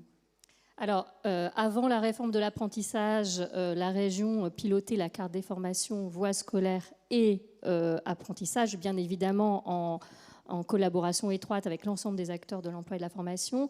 C'est vrai que la libéralisation de l'offre de formation par apprentissage nous a enlevé une forme de visibilité qui était officielle, institutionnelle, votée. Ça a permis aussi de la souplesse dans les ouvertures de formation. Donc il y a eu ce travail-là de reconstitution, entre guillemets, d'une visibilité de l'offre de formation dans le respect de la libéralisation de l'offre. Et ça se fait dans le cadre des travaux du contrat de plan régional de développement de l'orientation et de la formation professionnelle, le CPRDFOP. Et n'oublions pas que la loi de 2018 a introduit un nouveau schéma, le schéma de développement de l'alternance, qui a été écrit pour la première fois dans le cadre de ce nouveau CPRDFOP 2022-2028 et que nous avons tous à le faire vivre. L'idée, c'est État, région, branche professionnelle, réseau de CFA, acteurs de la prescription, à organiser de manière pluriannuelle le développement de l'alternance de manière harmonisée sur le territoire.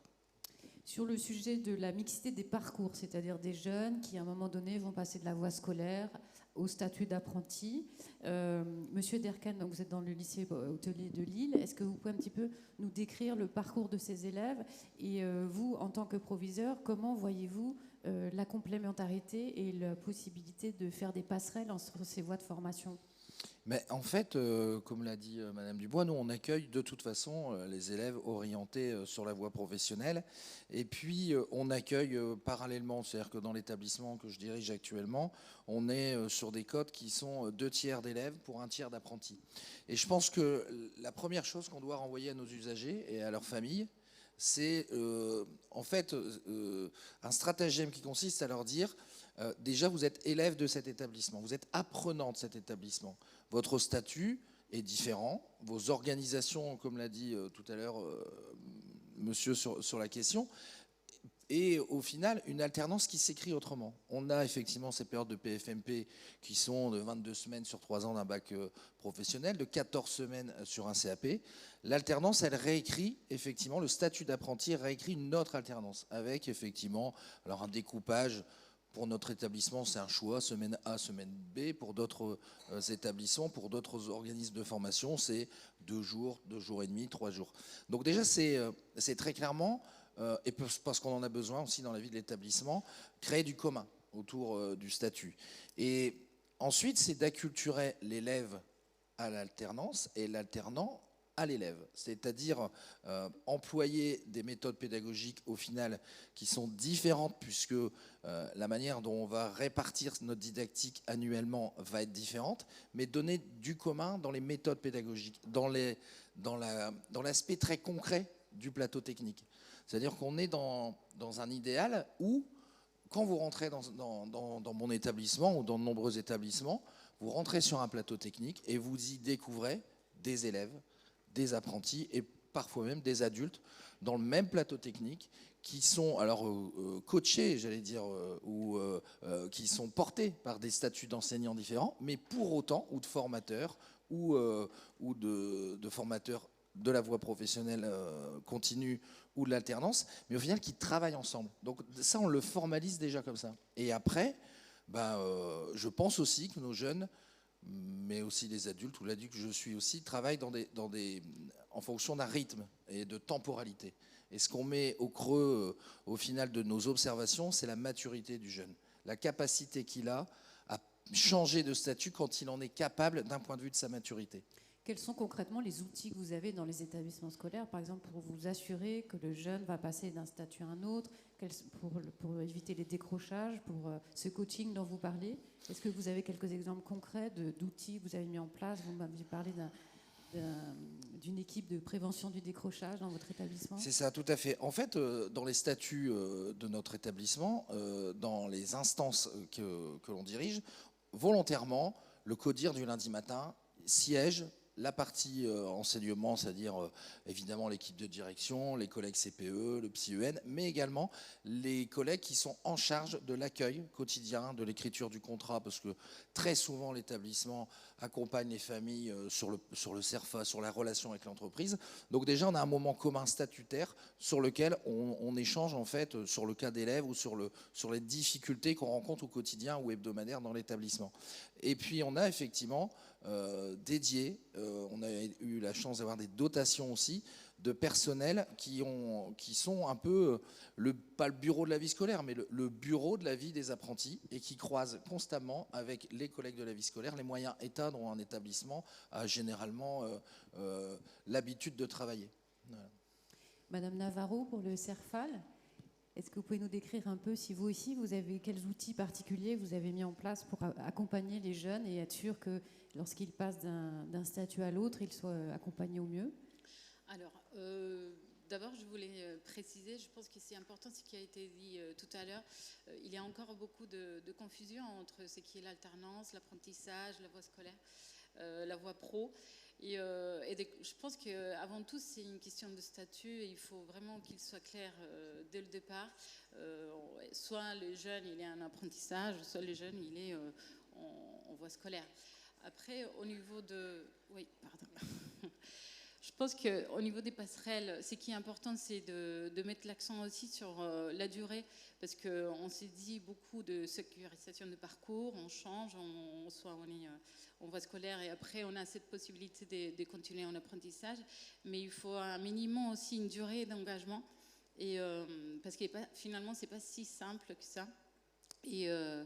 Et que cette durée soit aussi logique par rapport à l'apprentissage. C'est-à-dire qu'il y a un moment aussi où on parle des diplômes d'État et finalement c'est l'éducation nationale qui organise toute cette logistique. Et quand on est en phase de l'apprentissage, finalement il faut que ça se couple. C'est-à-dire que par exemple, quand les jeunes, on va les inscrire dans les examens, ça se fait normalement en octobre, novembre. Ça veut dire qu'il faut que dans sa tête, ce soit déjà clair s'il va vouloir suivre en parcours scolaire ou en apprentissage.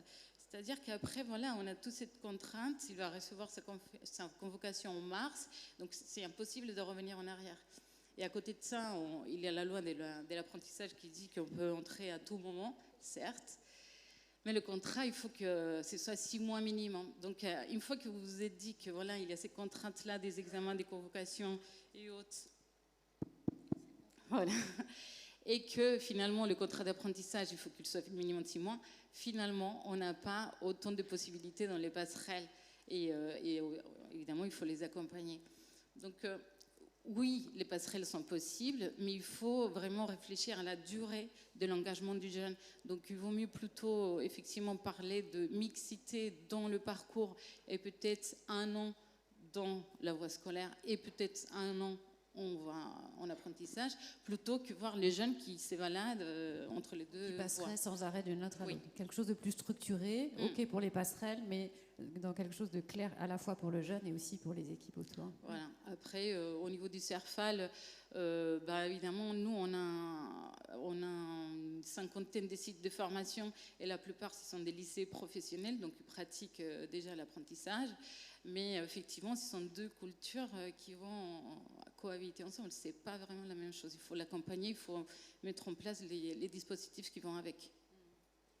Est-ce que, je me tourne vers vous, Monsieur Garnier, est-ce que la place des campus des métiers, par exemple, qui permettent justement de consolider le parcours du jeune, quelle place vous leur accordez dans cette cohabitation des 2 voies?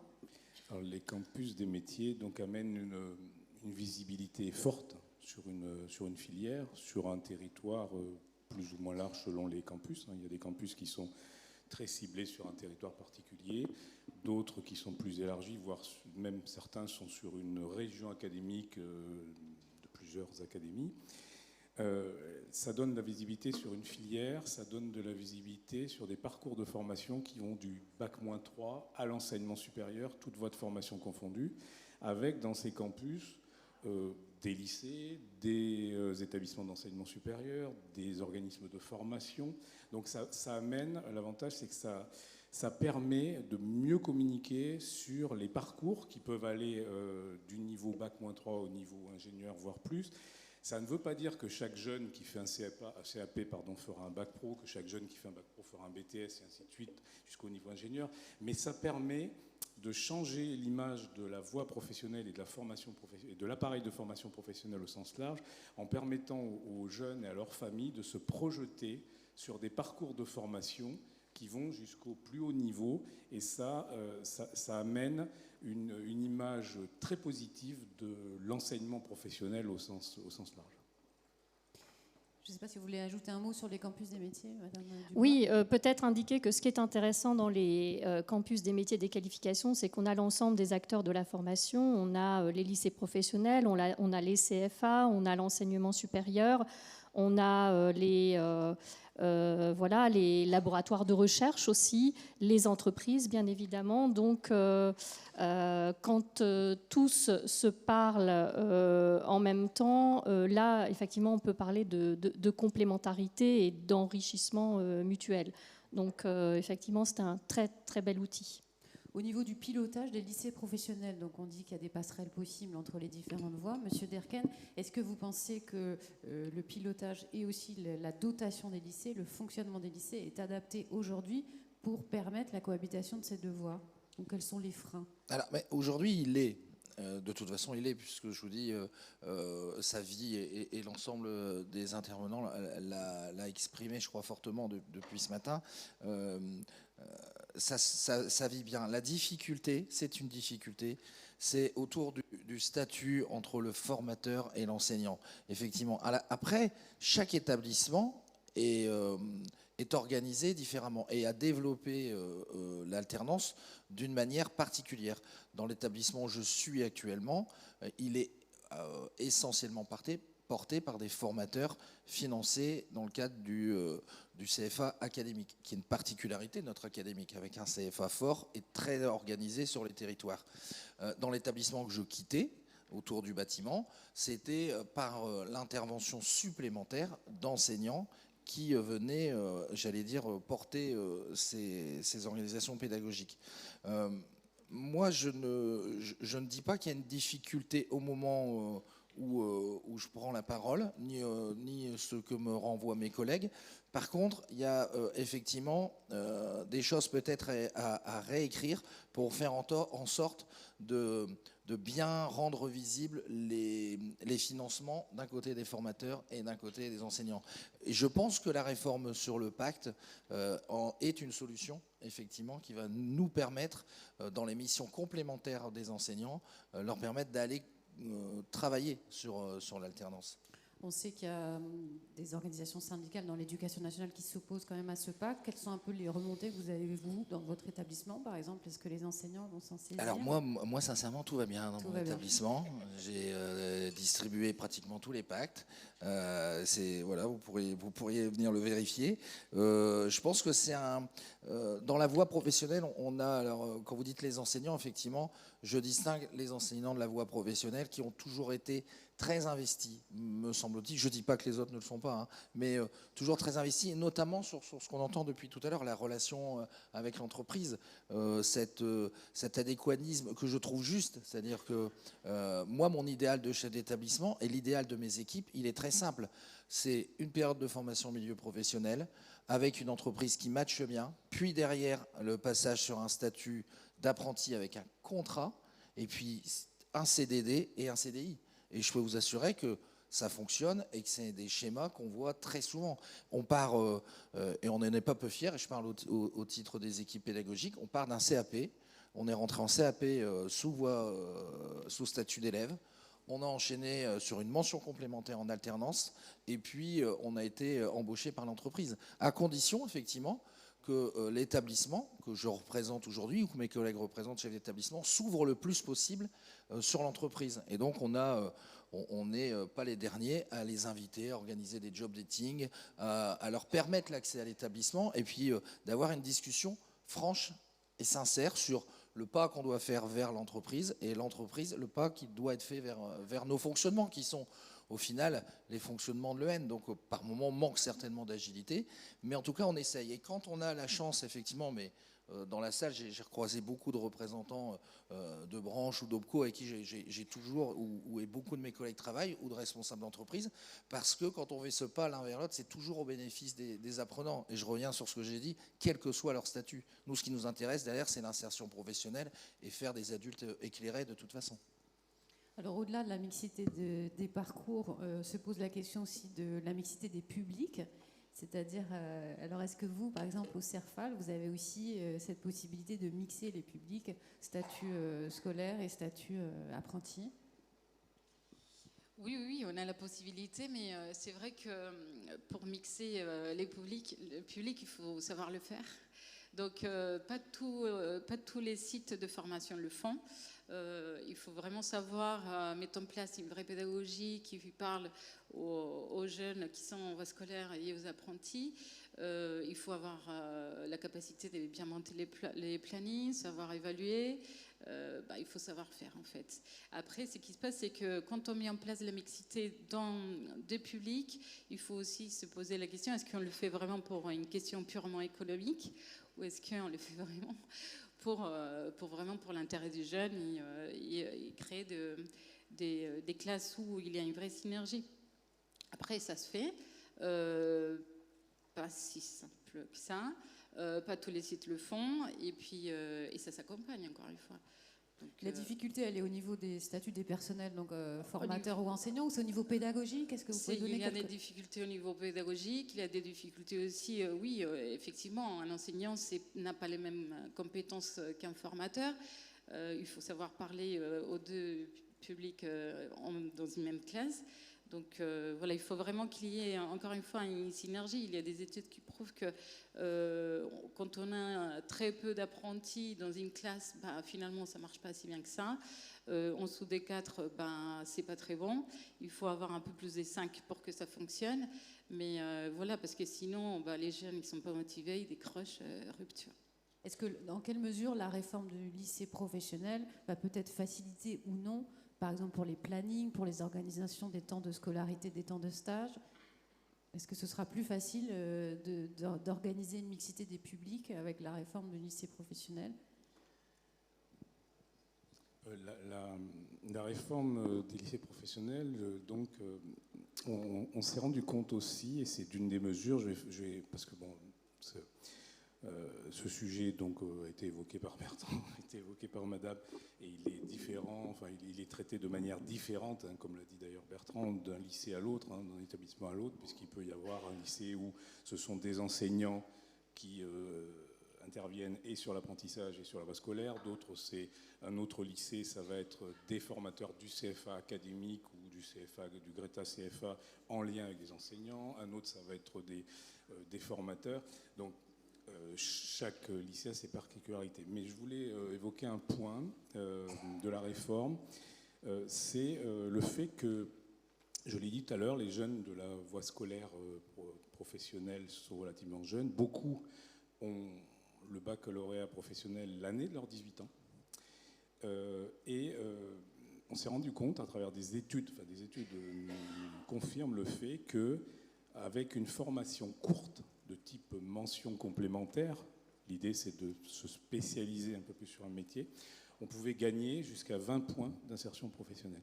Et là, on a un vrai levier à travers la réforme des lycées professionnels de développer ces mentions complémentaires, de développer ces formations de niveau entre guillemets bac plus 1, d'en ouvrir d'autres, d'en créer d'autres. Dans le cadre de la réforme, on souhaite passer de actuellement environ 4500 élèves concernés dans les établissements scolaires à 20 000 environ sous 2 ans. L'idée, c'est de développer ces bac plus 1, et là, on pourra vraiment travailler sur une mixité de parcours forte liant la voie scolaire à l'apprentissage, parce que ces mentions complémentaires ou ces formations de spécialisation, ces certificats de spécialisation entre guillemets, pourront évoluer fortement vers l'apprentissage. Sans rentrer dans le technique, mais par rapport à la question que vous posiez, nous, on a mis en place la mixité de parcours sur une mention complémentaire. Donc, on était effectivement parti, là, c'était l'année dernière, sur une dizaine d'élèves avec 5-6 apprenants. Ça a eu un effet booster, et cette année, on ouvre un groupe autonome, c'est-à-dire sur la même mention complémentaire, en gardant bien évidemment les moyens de la formation initiale sous statut d'élève. Donc ça prouve bien qu'en fait, ça a eu un effet d'impact au sein de l'établissement. A contrario, là je pense à la boulangerie-pâtisserie, qui est un vrai sujet aussi dans le lycée que je dirige. On est parti sur les 3 classes de terminale, sur une classe de terminale à qui on permet effectivement l'année de la terminale d'aller sur l'alternance. Donc en fait, c'est ce que vient de dire mon collègue. Il y a des choses qui sont modélisantes, et il y a des choses qui sont liées au final à l'autonomie de chaque établissement, et elle s'écrit comme ça.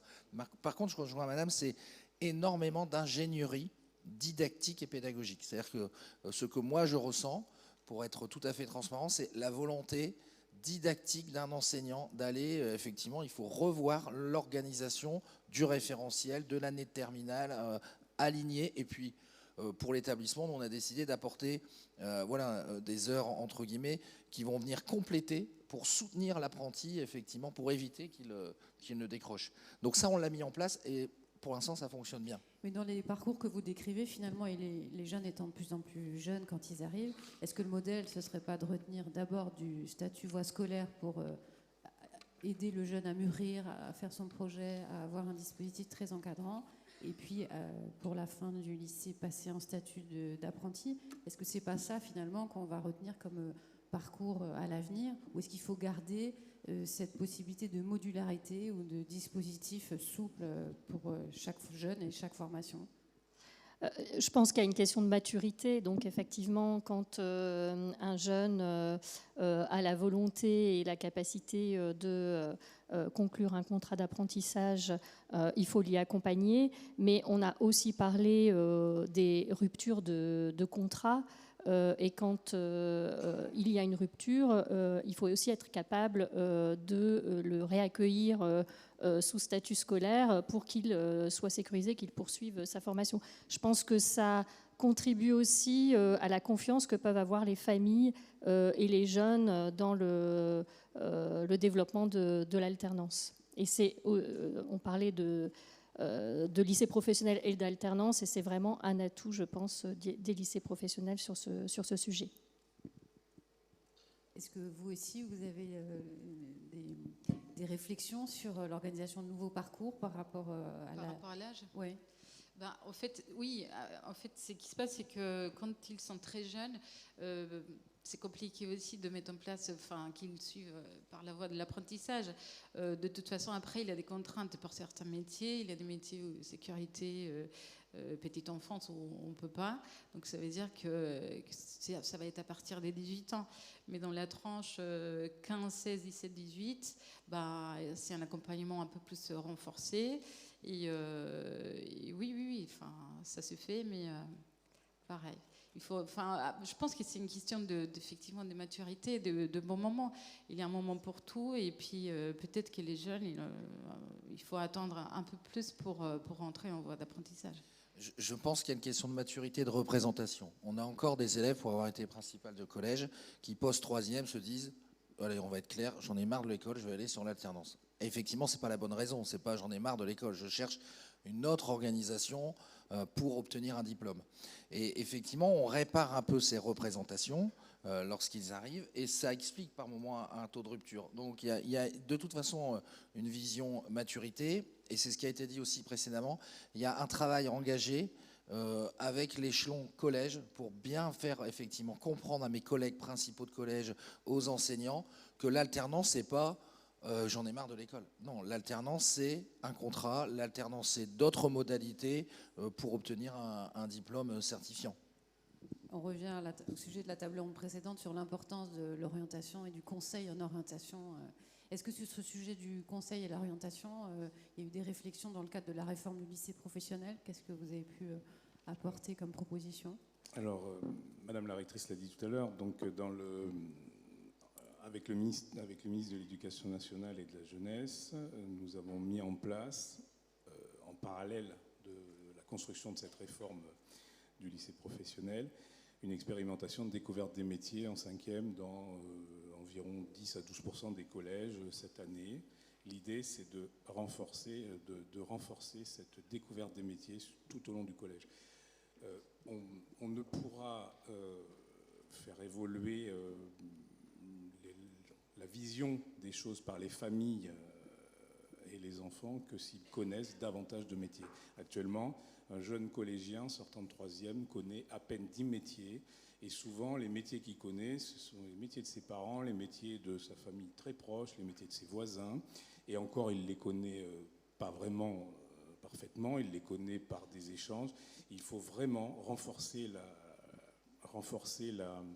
connaissance des métiers, et ça a un lien aussi avec la mixité filles-garçons. On a des formations très genrées, que ce soit dans le domaine tertiaire, que ce soit dans le domaine industriel. Il faut, dès le plus jeune âge, changer la vision des métiers. Je pense tout à l'heure notamment à l'intervenante sur les métiers de l'industrie. Il faut changer la vision de ces métiers de l'industrie aussi auprès des jeunes filles. Il faut davantage de mixité dans toutes les formations, et quelles que soient les filières. Ce sera un beau sujet pour une autre table ronde, parce que là, sur la mixité filles-garçons dans ces filières-là. Oui, je voulais ajouter que là, on est à 5 ans finalement de la réforme de l'apprentissage et il y a du chemin qui a été parcouru, notamment avec les différents acteurs. On a parlé des branches professionnelles et des opérateurs de compétences aussi, bien sûr, État, région et tous les partenaires. La région est en train de renouveler pour la deuxième fois ses conventions de partenariat avec les OPCO. Et ce sont des sujets, l'attractivité, les ruptures de contrat, la transition écologique, des sujets sur lesquels on travaille en commun. Et l'idée, c'est de tous avancer dans le même sens et d'avoir un effet levier. Donc je pense que sur ces sujets-là, on n'est pas seul. Il y a vraiment tout un panel d'acteurs qui peut, chacun à son niveau, apporter des choses.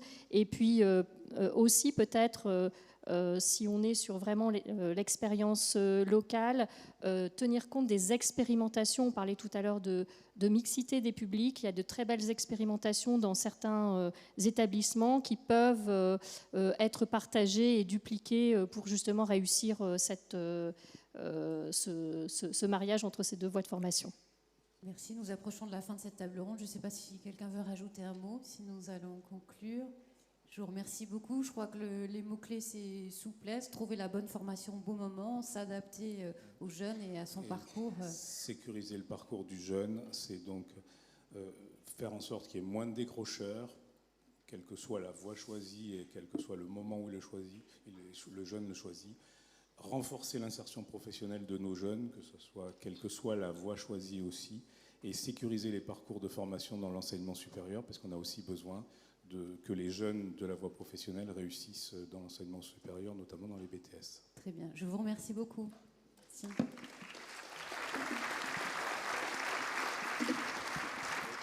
Merci à tous. Je vous propose de faire une courte pause et de nous retrouver à 11h30 pour la suite des tables rondes. Merci, à tout de suite.